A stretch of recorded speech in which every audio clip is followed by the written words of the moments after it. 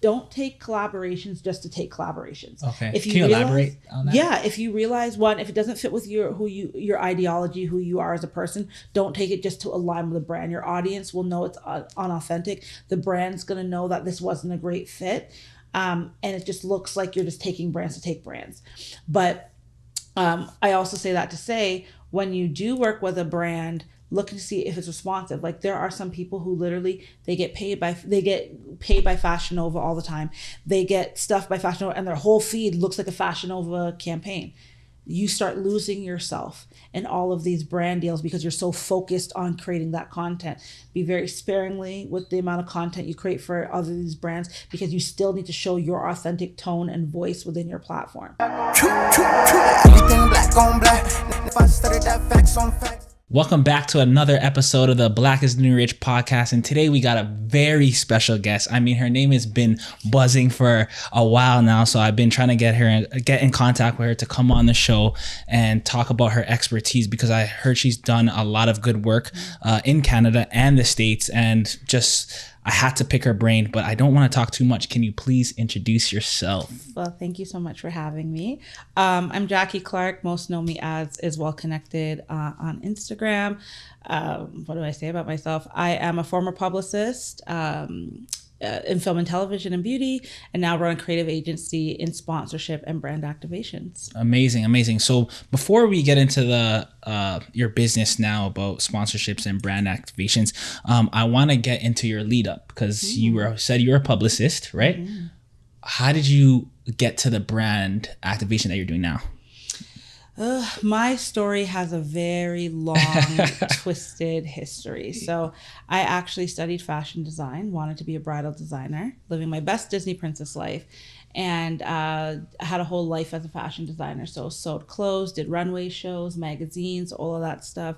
And while I was in college, I ended up on the PR team for my year-end fashion show. And that kind of sparked this whole PR vibe. But through my college experience, I was on the student council, producing events, had no idea what I was doing. So did all that in college, left college, and was thinking I'm still going to pursue fashion somehow. And then I really took volunteering and interning seriously, because I'm one of those type of people. I learn well in school, but I learn a lot better by just practical application. By being there. Yeah, seeing it in my face, really failing hard is one of the best ways that I learn. So I interned for fashion weeks, magazines, lots of different places. And I realized I never really fit in. And everybody knows me, I talk too much. Like, I'm a bubbly, talkative person. So they always had me like, oh, you'd be great at greeting and great at this. And just, so I've been told I have a naturally like pleasant demeanor, especially when it comes to greeting. And so interned for a number of years. And I couldn't get hired in communications because I didn't have a PR background. Fashion was kind of dwindling because I wasn't doing it in the fashion industry in Toronto, really had no weight.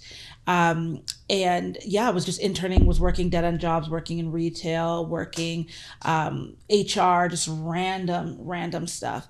And then there was this one internship, I literally sent the owner an email. I said, listen, take a chance on me. Like, I have some ideas. I think I could do well here. And she literally was like, fine. She gave me my first break. Failed miserably at that place. But it was the best learning experience I ever had. I failed and did very well as well. And then it just kept growing. And my sister had a conversation with my uncle. I think it was like 2015, 2016, about going back to school. And my sister was like, I think I'm going to go back. And I said, you know what? I'm going to go back for communication. So I went to Centennial Pape campus, shout out, where my dad actually is a art teacher there, and took a corporate communications program. And even throughout the time before I took my program, I was working with editors. I was doing kind of cool stuff, and nobody really knew who I was. So I went by the well-connected nobody. And a friend of mine, shout out to Troy Monaco, he had said, you're not a nobody, you're a somebody. So I dropped the nobody and it became the well-connected. Because people didn't know who I was, but they were just like, who's this young girl? We don't know her in the industry. She has no background, but she knows these editors of magazines. Like, they know me by name. They hug me, and everyone's like, how? And so anyways, this is a long-winded story, but it makes sense. I went back to school, graduated with a 4.0 honor roll, Amazing. Dean's List GPA, all of that good stuff. Thank you. And, landed an internship with one of the best internship places I've ever had, which is Tarot PR, film PR agency, and did a lot of great things. And then, I worked with them for a little while. And then as I was trying to get established, I couldn't get hired by other companies because I'm now a conflict of interest. I'm bringing brands to the table. I'm doing things and they're like still. So I was just like, you know what? I was working a dead end job in HR, and my sister and I won a trip to Cuba on the radio, and I quit my job, went to Cuba and started my agency. And then I dabbled in PR, realized I don't like it. I like aspects of it, the planning stages, the data stage, the event stuff. I don't really care to get people on TV. It's cool, it's fun, but that management of people is not really where I felt I excelled. So I kind of dropped the PR from my agency within the first 2.5 years and focused strictly on sponsorship and experiential events and marketing. Did you know that the Black Dollar leaves the community within 6 minutes? That's why we are excited to introduce the new Black is the New Rich app, designed for the Black community to be more intentional about where we spend our dollar. The directory consists of mostly financial services like real estate agents, financial advisors, tax consultants, mortgage agents, videographers, photographers, and many more. With our app, you can easily find and connect with quality services that are owned by Black entrepreneurs. And to ensure the integrity of the service on our app, all directory members are held accountable if they receive multiple bad reviews.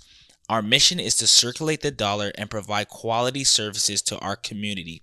Download the Black is the New Rich app today and start investing in your... Okay, amazing. So your agency right now, in short, can you explain what exactly you guys do? Yeah. So in the shortest way possible, we help support events from a communications lens. So any person who's running any type of event, we help you with your sponsorship acquisition, sponsorship marketing, directing, seeding, which is outreach. Pop-ups too? Or? Yep. Anything, any form of an event, really. Galas, award shows, pop-ups, street shows, whatever. We help from the sponsorship angle. So helping you reach out to brands, secure brands for your partnership, for your event, and that entails also a lot of pitch decks. So we do a lot of pitch deck design, mapping out your sponsorship levels, and then managing the events from either start to beginning or just coming on in as a day of coordinator.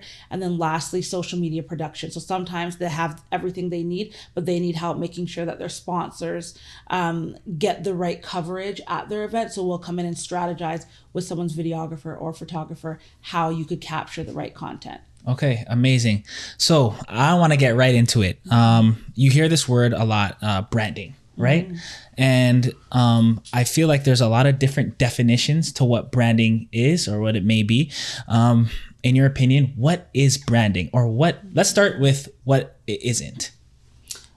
Branding isn't, that's a good question. What branding isn't? Branding isn't what you say, it is what you're known for, in my opinion, which are not facts.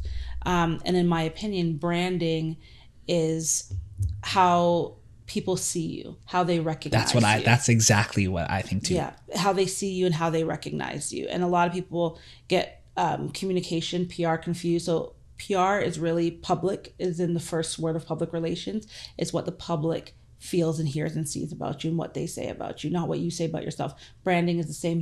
Nike's check mark. Apple's logo. McDonald's red and yellow. Branding is what you're easily recognized for. Okay. That's exactly how I view it as well. Like, it's not your logo. It's not this. It's not that. Like, it's how people view what you got going on. Yes. And that's exactly how I see it too. So I feel, because I get to oversee a lot of small businesses, right? And I do see a lot of people focusing on just like their product and putting it out there and hoping for sales, right? And not even focus. It doesn't look like there's a lot of focus on like brand awareness. what are some strategies and tactics that small business owners can do for brand awareness? We get right into the flavors and the colors and all that stuff, which is fun, but we don't mind the business of our business. And that is one of the biggest reasons why a lot of businesses fail. And this is a lot of CEOs, and I learned this from the owner of Mint Worthy, shout out to her. But a lot of CEOs don't actually know how much revenue they bring in. They don't know how much they're spending. They don't actually know how much they made at the end of the year, because we're focusing on the creative and not being the business of our business. So to dial it all the way back, one of the biggest things is, yes, you want to have this amazing brand and you want to do all these cool colors and all these cool things, but really focus on the trajectory of your business. Legalize your business, get it registered. You don't necessarily have to sign up for an HST if you're in Canada yet until you make over 30,000, but know when that margin is coming. Trademark your business.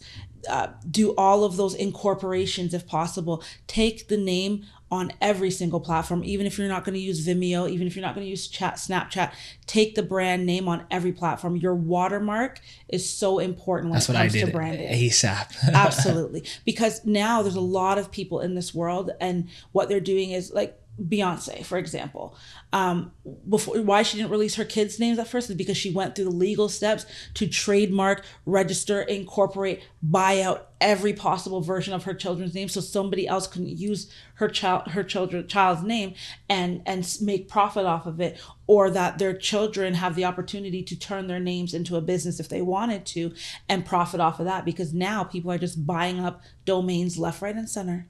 And then guess what? You want it. You've already created this business. You've already spent thousands of dollars on printing and packaging.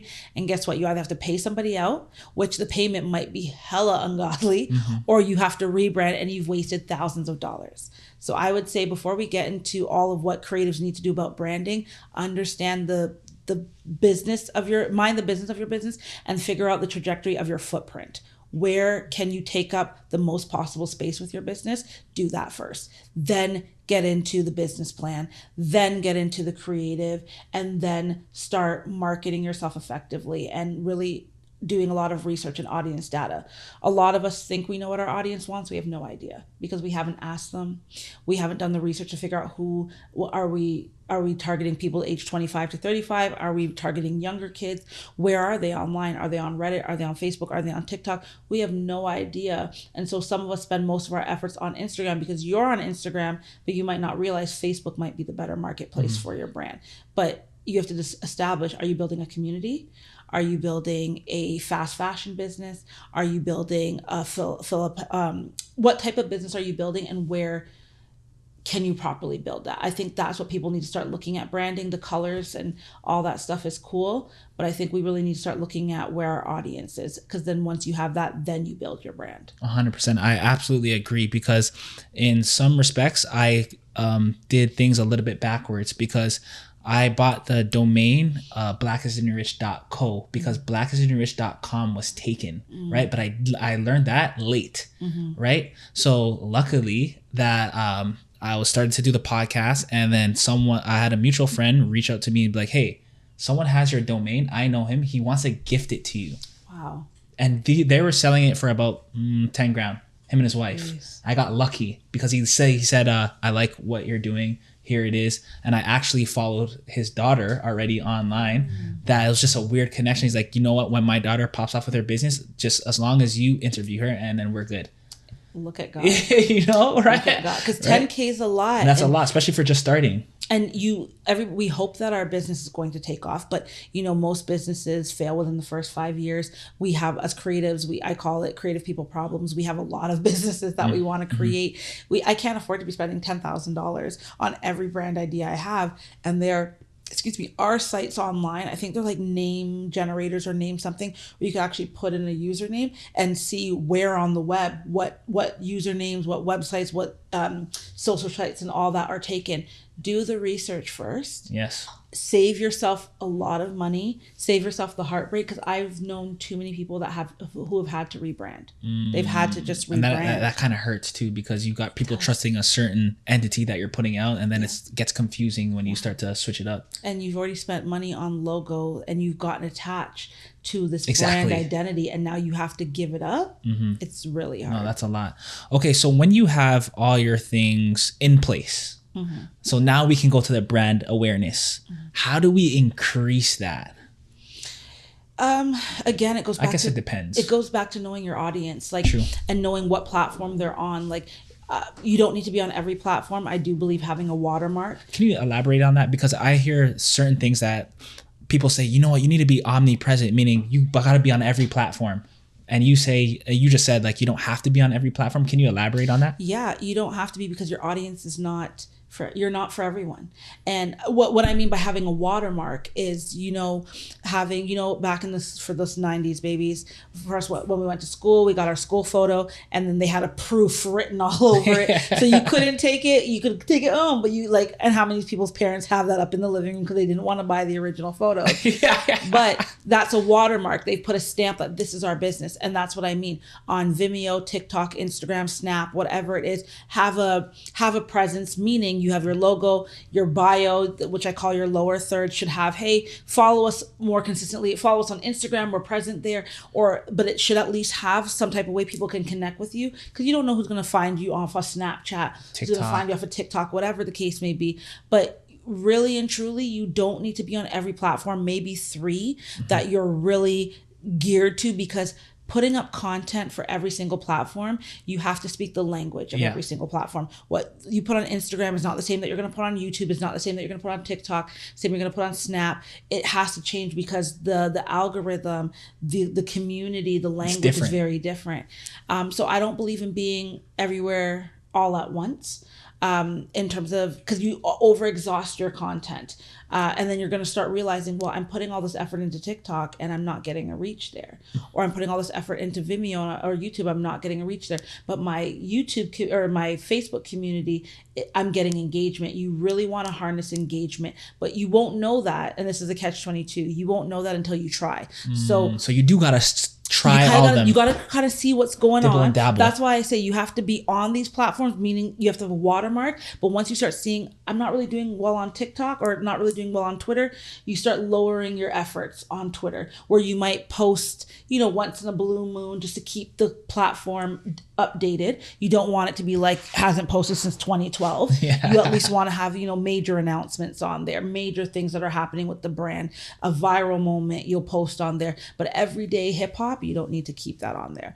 But how to level up your branding or get that consistent viewership and followers, it's about consistency and being consistent on a few platforms. You can't be everywhere at once, but when you're consistent somewhere, your audience will grow. Following like-minded people is very important, and not just following them to get followers, actually engaging, going to their page and liking, commenting. If you we call this benchmarking. Find other businesses who do the same or very similar things to you. Find out how they engage with their audience. Follow their audience, because people follow like-minded people. 100%. If I know that someone has a juicing company, but they're in Brampton and I live in Scarborough, and there's a juicing company, you're like, oh, you see that I talk about I'm in Scarborough, or you see my locations all the time, you might follow me. Oh, a juicing bar in Scarborough. Not that I'm not loyal to the one in Brampton, but I'm gonna go to the one that's closer to my house. Exactly. So you have to be outwardly doing these things and building consistent content, but then asking your audience, why do you follow me? What would you like to see more of? And then giving them, because people will tap in when they know that there's something for them. True. Right? I agree, because even when I think you use the term, is it benchmarking? So other podcasts that I do like or I do look up to, like I'll go in their comments and see who comments, and I'll just go like up all their stuff. And then that's how I get a following on Instagram. And just to go to another point that you said earlier, I've realized that I had a quick growth spurt on TikTok, but now it's changed. So the podcast clips that I put on TikTok now are not hitting at all, but they're hitting on Instagram, right? And so what I'm realizing on TikTok is that, for me anyways, like talking videos that I'm like directly talking at the camera or I'm giving them value, those go.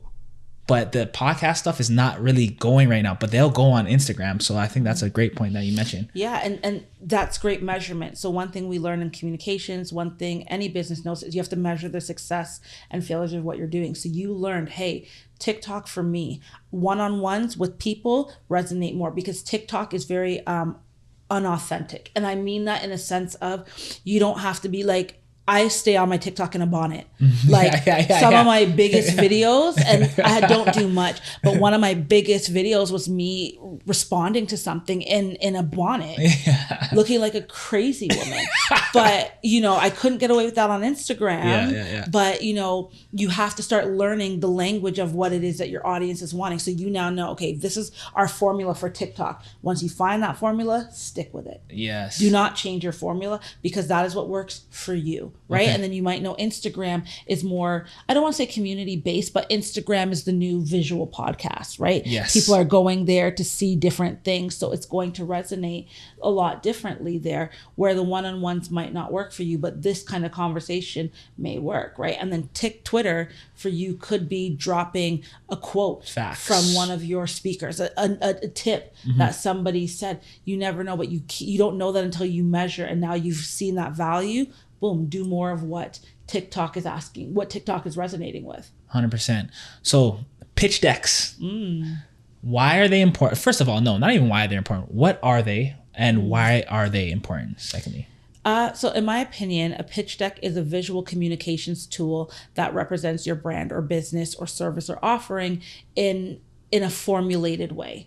So it is more like a high performing portfolio that speaks to a specific need, an event, a service, or whatever. So pitch decks can be a ton of different things. They could be investor decks, they could be sponsorship decks, they could be wrapper fulfillment reports, they could be lookbooks, media kits, they could be service offerings, they could be a course, a presentation for TED Talk. Depends what you need. Depends what you need them for. Why they are important is because people want to get a grapple of who you are. They want to get a grapple of the few things: the who, the what, the when, the where, the why, the how, and the value in the quickest way possible. And in any pitch deck, in any sales, those 7 key components are what you need to sell. And ultimately in a pitch deck, your 7 first pages have to be important, are the first important pages, right?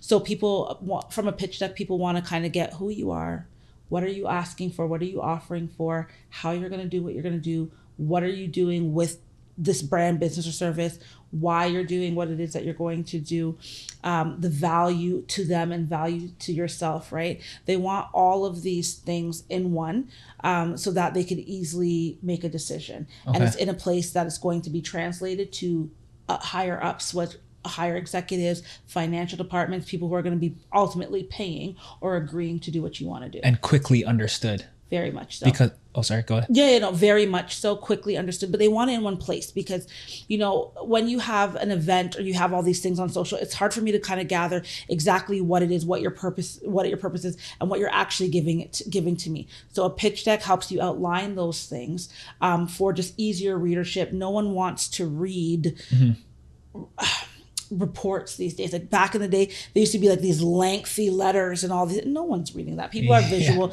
They want to get to the visual aesthetics of who you are. They want to see your branding, because ultimately, if you have a very well designed pitch deck, it kind of gives them an inkling of how well designed the event's going to be, the graphics are going to be, or the production's going to be. If it's not really there, they can't see it. And then also, most people are visual. Okay, amazing. So your company takes care of pitch decks as well, because I believe sometimes as a small business owner, we try to do everything. Yes. And I think that kind of hurts us. And I feel like a company like yours can expand on like someone's, like my pitch deck or something like that. Can you expand on how you can help people create their whole deck and stuff like that? Yeah. So pitch deck has been a new coin term, I would say, ever since Clubhouse. So a lot of people have them. Canva, shout out to Canva. I'm not paid by them, but shout them out. They are amazing at allowing people to do pitch decks, and anyone can do a pitch deck now. The difference between anyone and my agency or someone who specializes in decks is there's a flow and a rhythm that has to be had. I review decks on a daily, on a weekly. I get an event deck sent to me all the time. I search for them. I ask for them, because there's no real perfect way to do a deck, and everybody has their own version. But in terms of sponsorship, I talk with brands every day, hour-long conversations, and I'm not even selling. I'm just asking, what do you need? What information do you need in this deck? So the difference with you doing it versus me is I'm actually putting a flow and making sense to your deck. It has to be, it's a form of storytelling. It's a communication tool. You have to tell a story with your sponsorship or tell a story with your brand to get your desired result. Images have to match. Your colors have to match. Font has to match. There's a lot of layers that goes into this. Sometimes I do storyboarding, like literally a client will come to me and give me their brand, whether it be for an event or whether it be for a business. And I literally on a wall, I map out, okay, here are the 7 pages. Sometimes it's 10, sometimes it's 15, sometimes it's 20, depending on the deck.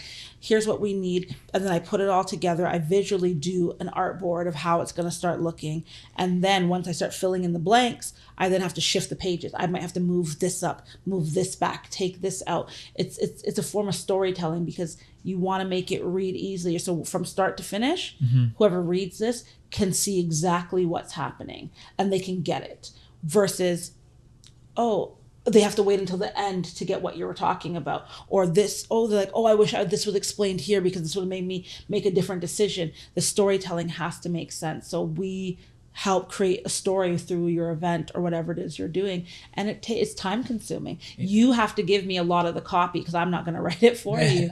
But most of my clients, we do the strategy behind your sponsorship. I was about to ask you.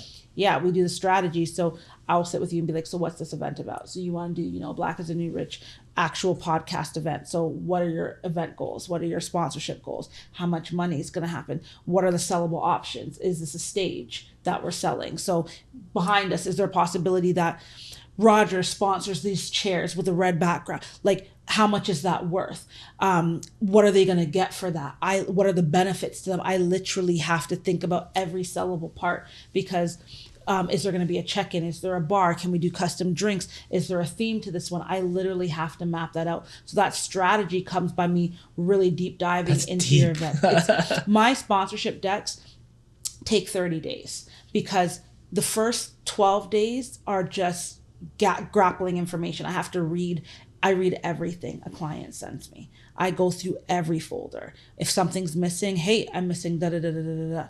Like, and then once we get to that, I design a 5-page deck to give you an inkling of what it's going to look like to get your opinions on it, because how you think and I think are very different. You and I might say, I want simplicity. Your simple and my simple are different. So to make sure we're on the same wavelength, and then you got to give me the information. Then I got to formulate it, make it make sense. It's a long process. Wow. That's a lot, because even just thinking about, like, I knew a little bit about a pitch deck, but even hearing you break down, I didn't realize it goes that deep. To be honest.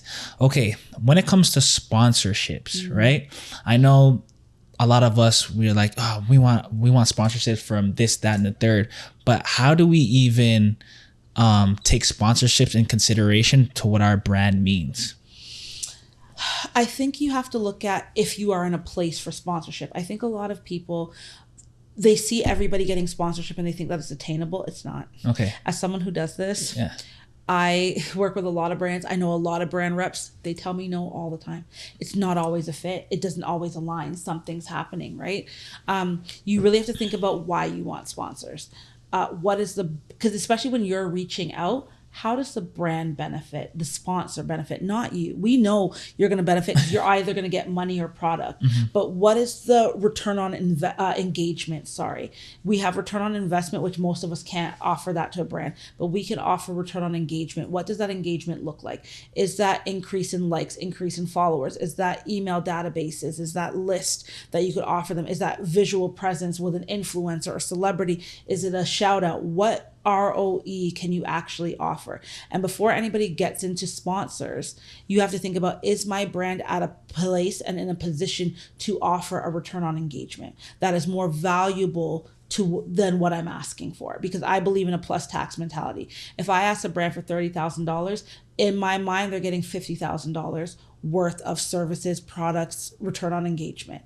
And so there's a lot of steps. A lot of people want sponsorship because, in my opinion, just like people who want press, a lot of people want these names for clout.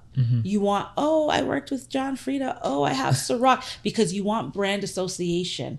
But what did it do for your business? It just looks cool. But what did it actually do? Where you could actually have tailored sponsorships. So like a podcast like this, one of the tailored sponsorships could be, a backdrop that is there, that's visual, that's seen. Like they could put their that they right could put their picture on, they could put their logo on. Product placement would be a table with cups that is branded Black is the New Rich, but then they're in a Royal Bank color or whatever it is, like, because it's visual.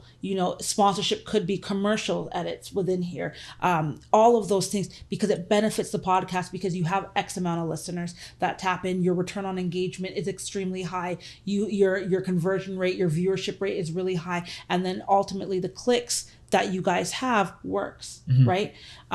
There's a lot of considerations, but I urge people, if you are going to look for sponsors, make it make sense. And if you can't make it make sense, then it is not time to ask and reach out, because you are wasting a brand's time, and they will look at you like that you're not serious. And they can tell. I can tell when you really just want money. And I can tell when you really just want brand association versus I have something here that I know is going to be turnkey, and I want you to believe in the value of what I'm doing.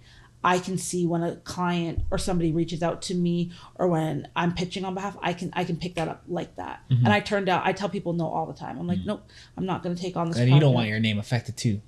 I'm very particular in who I work with, extremely particular. Okay. Because if I'm reaching out to you and I'm saying, hey, I got this brand, I think you should da-da-da-da, and they end up flopping, not being able to meet whatever measurements and goals we've set, you're not going to trust me when I come to you with other opportunities, because you're going to be like, there wasn't a win for me. Fair. Right? There has to be a win-win for both parties. Fair. So let's talk about numbers. I'm not exactly sure. This is kind of a subjective answer, but do we have to have a certain number, like let's say a certain following on Instagram, certain engagements? Like, how does that work number-wise? No. And I say you don't have to. There was this girl on Instagram. She had like 30,000 followers, and she had some clothing deal. She sold not one shirt. Oh God. Not one. What do you like? So the thing is, a lot of people buy followers now. I do not agree with that. It actually hurts your engagement now. Absolutely. Well, you can see it. Yeah. How does somebody have 50,000 followers, but you only get 12 likes on a picture? That means you don't have or it means you don't have an engaged audience, meaning you just post, but you actually don't tap in with your audience. So I always encourage people, look at the top 25, especially on Instagram, on Facebook, look at the top 25 accounts that you engage in, and look at the top 25 you don't, and see, are the people you're engaging with more your friends? If they are, engage less with those people, because your friends and family are not ultimately your customer. Yep. They will buy to support, but they're not going to be a returning all the time. Unless they are a returning customer, then that's great. Sure. But really figure that out. But from a sponsorship angle, it's really about your unique value proposition. What is unique about your concept, your event, your brand that is going to give us a different result or solve a problem? Sponsorship is solving a problem. Your problem is you need money for this, podcast event that you're going to do. You want giveaways for your event. That's the problem that you have. The problem to a sponsor might be they have a new product that they want to get out. So liquor brands, for example, their biggest problem is, or their biggest need is that they want to sample their products.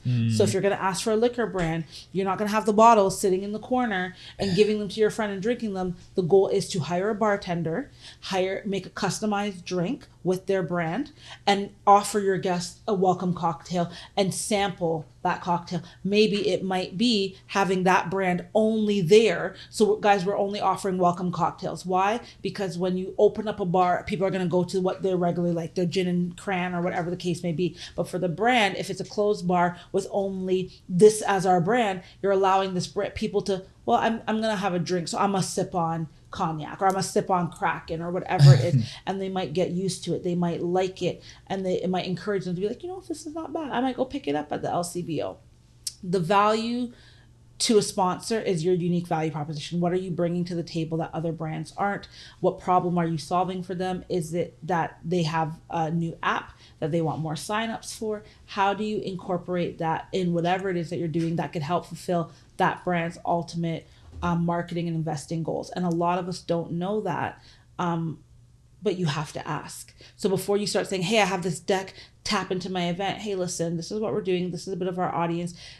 Come up with some activation ideas for these brands. Think about, hey, listen, I think we can do a treasure hunt, blah, blah, blah, blah. Give them 3 to 4 different examples, and then be like, but you know what? I want to talk to you about what your current marketing goals are. Do you have any upcoming influencer events? How do you work with influencers? If you're an influencer, how do you participate in events? They will tell you. And then when they tell you, you will go back to the drawing board and you will figure out how to align their needs with your event. Makes so much sense.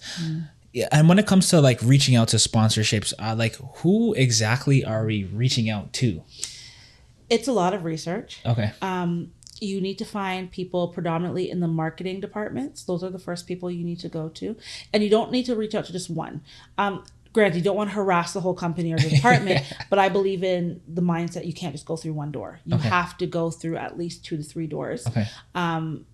Because when it comes in from a few channels and it gets pushed internally, it's more likely to get looked at. So somebody in marketing or marketing department, because most of these people in marketing, they have a budget. They're looking for different avenues with their product to market it in different ways. Your audience might be that avenue for them. Somebody in the sales department. So sales is a little bit tricky because they ultimately want to sell you the product. So they might be like, well, we can give it to you at cost or whatever. So sales, I kind of throw a little bit teeter down. You may find an events or sponsorship department. Some companies have like a sponsorship manager or an events manager within the company. That's somebody you might want to reach out to. Then next is the PR department, because most companies, if they don't have big marketing departments, their PR departments most likely do events and influencer relations. So you're going to want to do that. If you're an influencer, you most likely want to go for the PR department. If you are an events or a service-based company, you may want to go to the marketing department. And then, like I said, so marketing departments, the sponsorship. Ultimately, if you find somebody in sponsorship and events, that's the first person you go to, then marketing, then PR, then sales. Okay. I would say sales would be last. And how you find them is LinkedIn, finding the names of those people. But you're going to have to do a lot of digging. Sometimes you're going to have to look through press releases. Picking up the phone is also a really big thing. Like cold calling?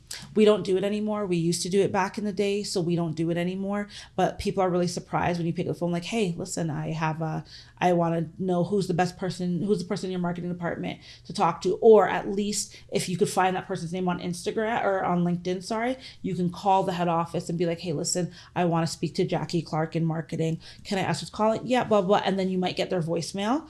And then you can leave them a voicemail, or you might get them and be like, hey, listen, I want to reach out to you because I actually would like to send you something, but I just didn't want to bombard your inbox. Yeah. I wanted to know, can I get an email from you? And what's the best way you receive pitches? Smart. So even when you do that initial, let's say you're emailing, right? Are you saying everything that you want? Or are you throwing your pitch deck in there right away? No. Like, yeah, how are you going about that? If you have a relationship, you could throw your pitch deck. I sneak them in terms of just, if you link to our event site, and my event site is private on my website, it outlines all of our events and it has the pitch deck at the bottom. I sneak those in, but roughly when I'm reaching out, it's very short email. It's very much on the alignment of, hey, listen, I have this event, this is what we're doing. And it's really the event name, event date, location, and then the audience. Who's the type of people that are going to be there, kind of that kind of stuff. And then a few quick points on, I feel Nike would be the best fit because boom, boom, boom. It takes a lot of research, figuring out kind of, look at the past events they've done or look at the past influencers they've worked with, making sure you say, hey, we realize that you did an event with Rebecca Price, who is the first Black yoga trainer with Nike Canada. Shout out to Bex for that. But we know that you did an event with her. We have an event that's similar, blah, blah, blah, blah. And here's how you can participate. Very short, brief email. Do you have time to hop on a call this week? And give them a date. Do you have time to hop on a call Thursday? 15 minutes. Be very specific because you're forcing them to give you an answer. Hey, Jackie, I don't have time on Thursday, but my schedule is available next week. You're forcing them to communicate versus, please let me know if you're interested. We'd love to talk. You want to be as specific as possible. But again, that who, what, when, where, why, how, value, that's your pitch. Who we are, what we want, why we're doing what we're doing, all that stuff very quickly. That's your quick opening pitch. And then you could get into the bigger things after you've had a conversation. Okay. So let's say I reached out to your company, right? And I had an idea for an event, and I don't necessarily know what sponsorships I could be looking for. Are you giving ideas? Hey, I can see this company can work well with your brand. And are you reaching out to them, or is something that your client has to do? So it depends on the event and depends on the client. I don't take anything that's less than 3 months. Okay. Because it's not enough time. Okay. I also, disclaimer, I do not guarantee sponsorship because sponsorship is not guaranteed. I do not make the decisions for somebody at Nike, at Canon, wherever they are. I do not make those decisions. Only thing I guarantee is that I will send out as many emails, reach the right people. But that is the best I can do. Yeah. I cannot, because they got to make the guarantee- decision at the end of the day. Absolutely. And so what you're paying for is my time. You're paying for my connections and or my resources and research. But to your point, I can go ahead and look at, that's why when a client does come in with me and I've agreed to help them, I will determine whether you get a strategy from me, which means I will give you a sponsorship strategy, which is paid. And I literally map out, it's a timeline. So this is what you're going to do. This is when you're going to send it out. Here's all the people you're going to send it out to. And I can suggest brands. Doesn't mean if you want the contacts, you have to pay for that, which is very extensive because now I'm giving that away. Yeah. But got to protect your connections. Absolutely. And I don't do that for everybody, but there are some clients I can give you suggestions. Well, why don't you think of wellness brands? Have you thought of wedding companies? I might not tell you exactly what company, but I might give you the industry. I'm like, oh, you want to do a tea ceremony. Have you thought of reaching out to a tea company? And this is the activation. But you have to pay for that because that's my intellectual property. That's me giving you monetary support, ideas that can help funnel your event. And there are some clients I will do that. Like they were like, I just need all sponsorship. I need you to do it all, create the deck and do all the outreach. Then you pay me monthly. It is at a 3-month term. You will pay monthly for this acquisition because again, I have to design a deck. I then have to take on your event as if it's my event. So I have to look at every possible property, which is what we call sponsorships, is properties. I gotta look at all the properties available for sale. And then I have to find brands that align. So it's brands that I may know. And again, I have a lot of conversations. So when I talk to brands on a weekly, I'm not selling them half the time. What are you up to? What are you looking for? Like I have a company, I know for sure Grey Goose from the contact I spoke to, she's only looking for film events. True. So I know, and she's marked on my board, Grey Goose is film, and I have a big database. And so when I type up certain industries, I put them in and filter them in. So I know who's looking for what. And then sometimes it's just a reach. Sometimes I'm like, they told me keep them posted. So I reach out, hey, I have an event.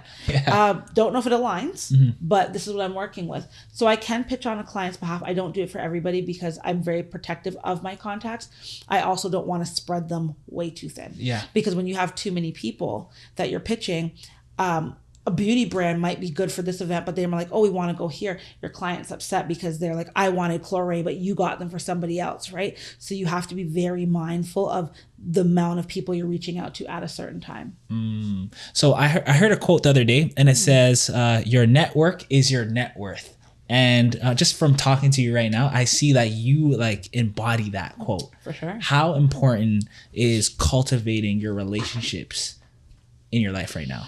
Well, my business is called The Well Connected. Yeah. So relationships are key. I know a lot of people, does not make everybody my friend. I am very friendly.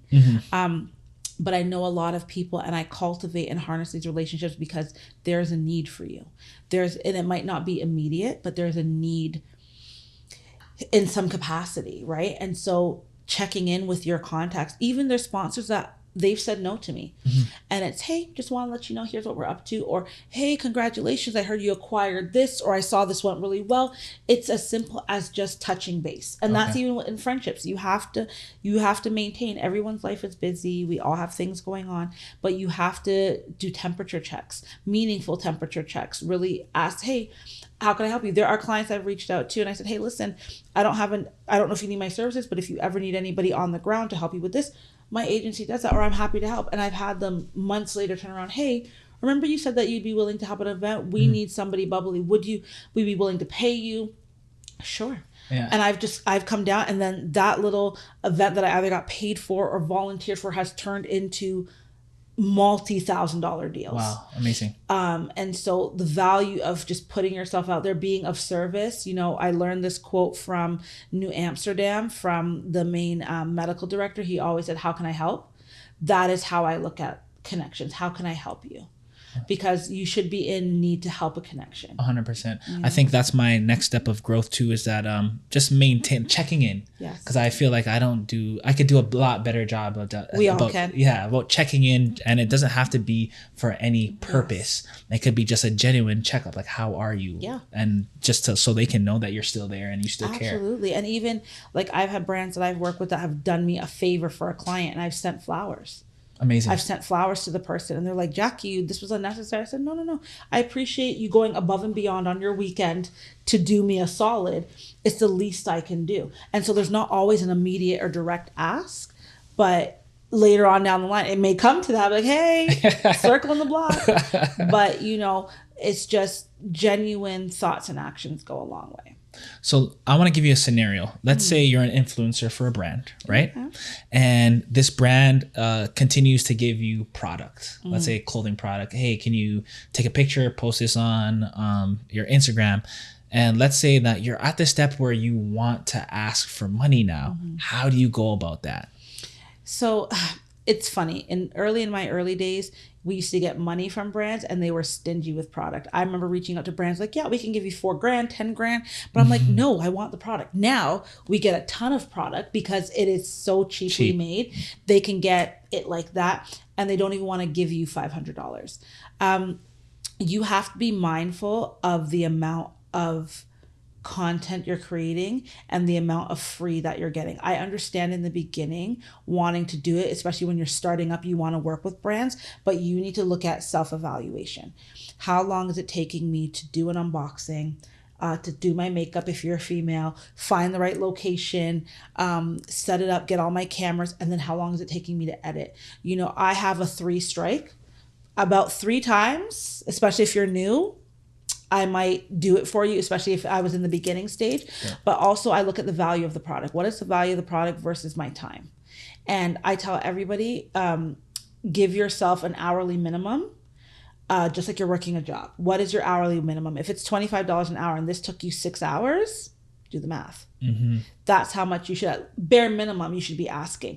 A good friend of mine, a brilliant woman named Pollyanna Reed, told me something a couple of years ago. She said, create a job description for yourself. And I took that and I did that for my business. And I think influencers could do that as well. Create a job description for yourself and give yourself what the tasks are, what you would do. Put a price to that job description. And so eventually after, the second time a brand's reached out, look at the measurement, see if your audience actually responded to it. Don't take collaborations just to take collaborations. Okay. Can you elaborate on that? Yeah. If you realize if it doesn't fit with your ideology, who you are as a person, don't take it just to align with the brand. Your audience will know it's unauthentic. The brand's going to know that this wasn't a great fit. And it just looks like you're just taking brands to take brands. But I also say that to say, when you do work with a brand, look to see if it's responsive. Like there are some people who literally, they get paid by Fashion Nova all the time. They get stuff by Fashion Nova and their whole feed looks like a Fashion Nova campaign. You start losing yourself in all of these brand deals because you're so focused on creating that content. Be very sparingly with the amount of content you create for other these brands because you still need to show your authentic tone and voice within your platform. So I say, in the beginning, take a few, but take 1 to 2 with this brand. Take one first, measure it. Mm-hmm. Did your audience respond? Were there any clicks from the campaign? Did they buy? Did they use the code? If it didn't really work, but you still liked it, do it a second time. Try to switch up your content, see if it works. But the more brands you keep taking, the more times you do it with a brand, it's like, why would I buy the cow when I'm getting the milk for free? Yeah, fair. Facts. And if I know I'm getting this from you for free all the time, why would I do? So you have to also evaluate that and put a stop to that immediately. Like, hey, listen, we've done 2 campaigns with you. This is how successful it went. This is my numbers. Yeah. Based on what you showed me, you made X amount of dollars, or you found it was a very successful campaign. Always ask to have a debrief with a brand afterwards. Never just do the campaign, get paid and leave. Always find out what worked, what didn't work, because that's the only way you're going to grow as a brand and a business. Okay. But then say, hey, listen, so based on this, if you would like to continue, I know me creating 7 reels for you doing this is taking up a lot of real estate. The real estate on my Instagram or my TikTok we've evaluated that it's worth $3,000 per campaign.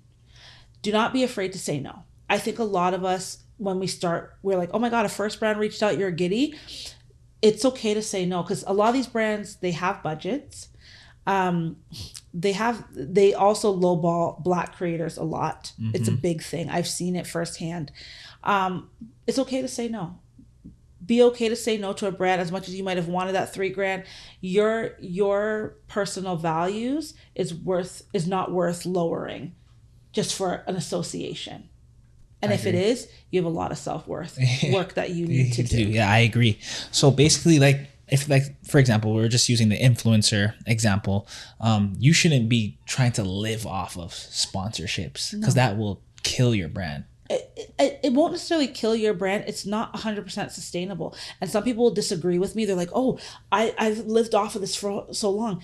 But as you grow up, your audience grows up. So if they don't see a trajectory in what you're your doing, growth, they are going to fall off. A brand is also going to see, this is not really working. It might start fizzling out.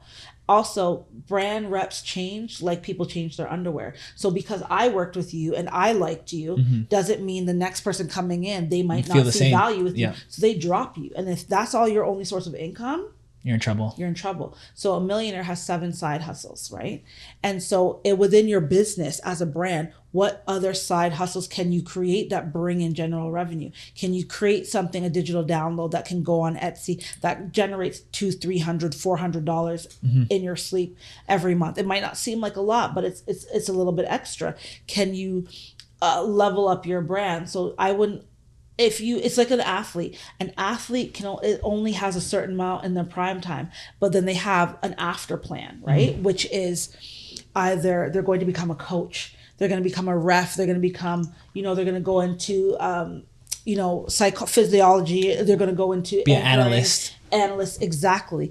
They have an exit plan. What is your exit plan when you also realize, I don't want to be an influencer, or I don't want to do deals like this every day? Yeah. Because I want to spend time with my husband. I want to be there for my kids. What other options can you give yourself to maintain money? And this might be saying to a brand, hey, listen, I really love working with you.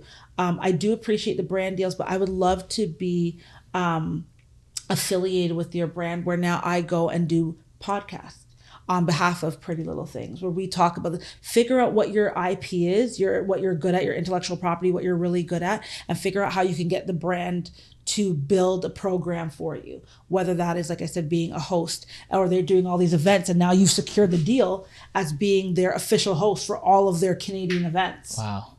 You have to think outside the box. So that means you're not just getting brand product, you're also getting deal money. And now you're setting yourself up to show people, hey guys, I'm more than just an influencer opening packages. I actually have thoughts and opinions, and I actually moderate podcasts or host these events for them and all of that good stuff. Really dive deep and create a program within that brand. Wow, amazing. So I've been taking a deep dive at artificial intelligence for a little while now. Yes. And I'm getting obsessive about it. Oh, ChatGPT has me in a smooth chokehold. Okay. So I've been using ChatGPT, and there's a million things that are coming out, like literally day by day. There's a new artificial intelligence platform that's coming out. And I talked about this maybe like a couple episodes ago, and I read an article that said in the next 10 years, 300 million jobs will be replaced by artificial intelligence. So I just wanted to know if you're already you said ChatGPT, but I want to know how you're incorporating AI into your business, and are you afraid at all what you do can be replaced, or what do you think about that?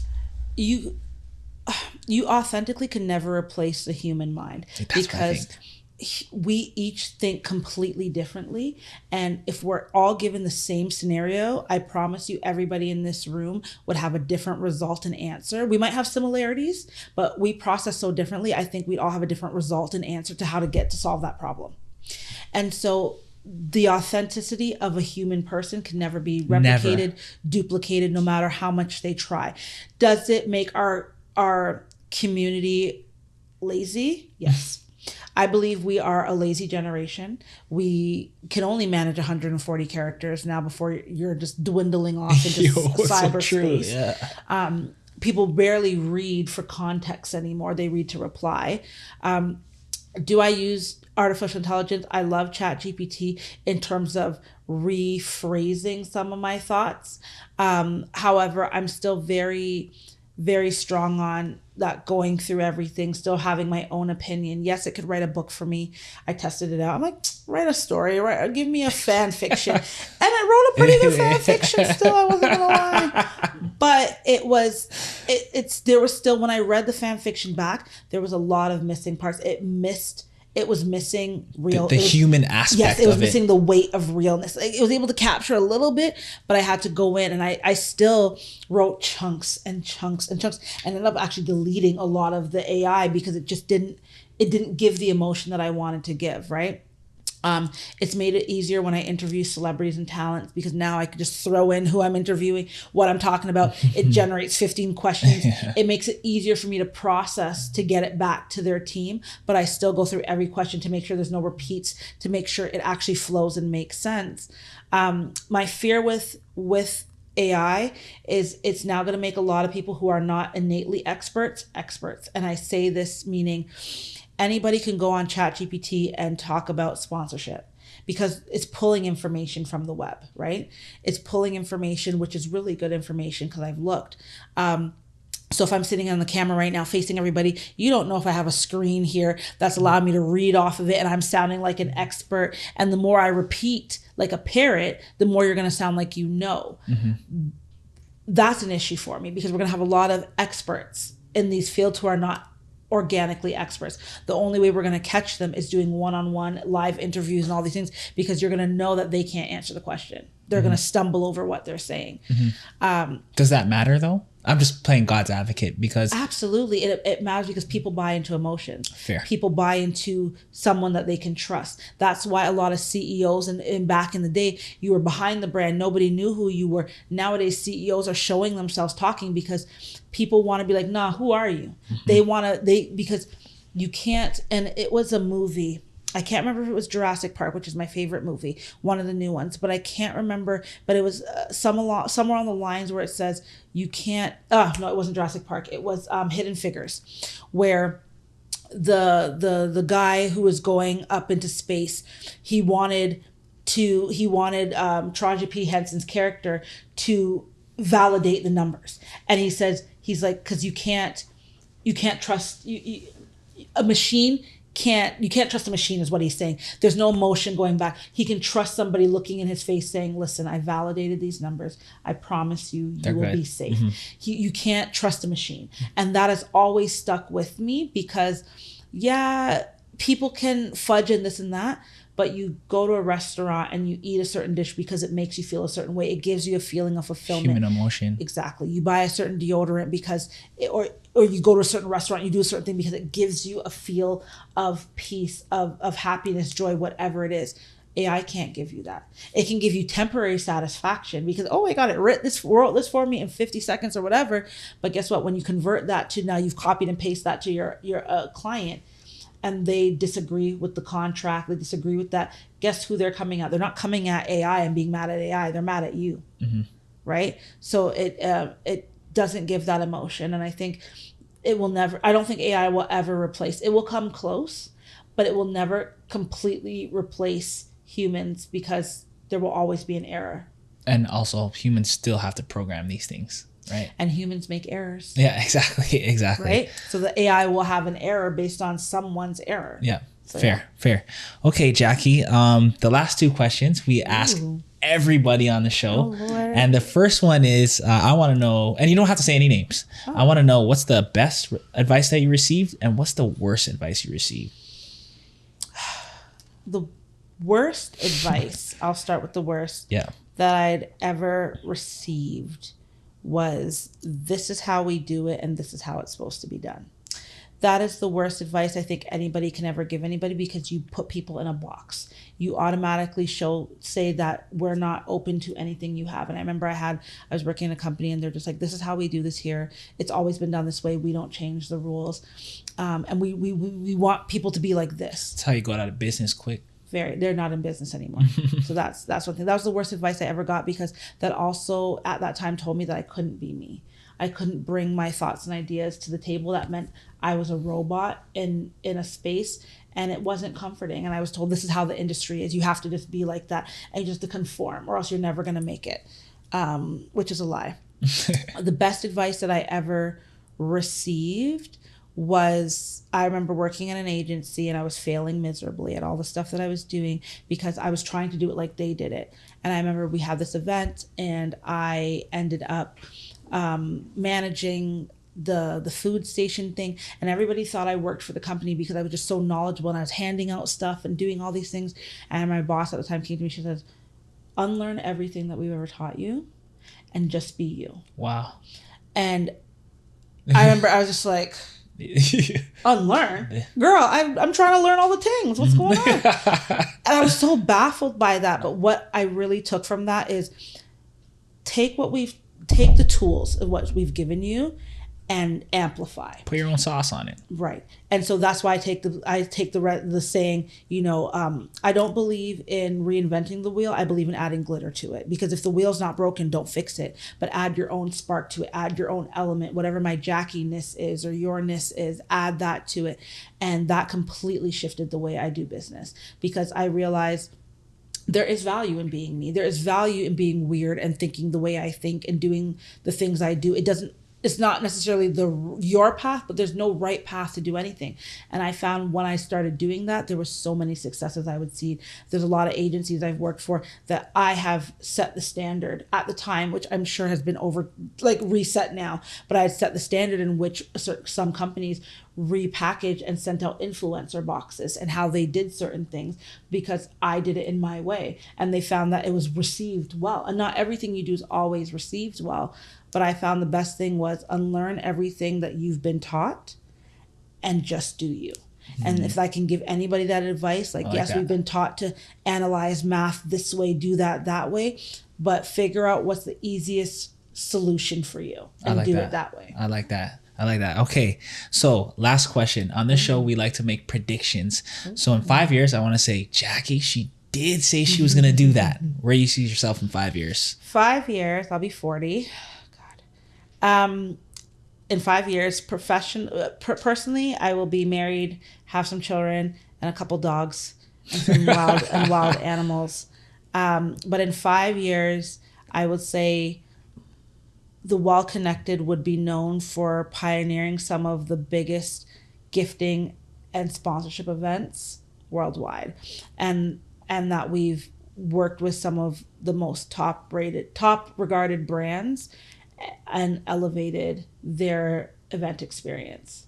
Wow. Okay. Yeah. Okay. I like that. I'm going to hold you to that because it's on camera now. No. Well, Jackie, honestly, I want to thank you for coming on. I know you are a busy person. You're welcome back anytime, because this is the first time that we talk about branding and sponsorships. Ooh. And for the audience, I want them to get a lot of information and gems that you share from this. So I want to thank you. Mm-hmm. Also, before we leave, can you drop your contact information? Sure. If you want to email me, it's info@thewellconnected.ca. My personal is on Instagram and all socials is is Wellconnected, and the business account is WellConnectedTO.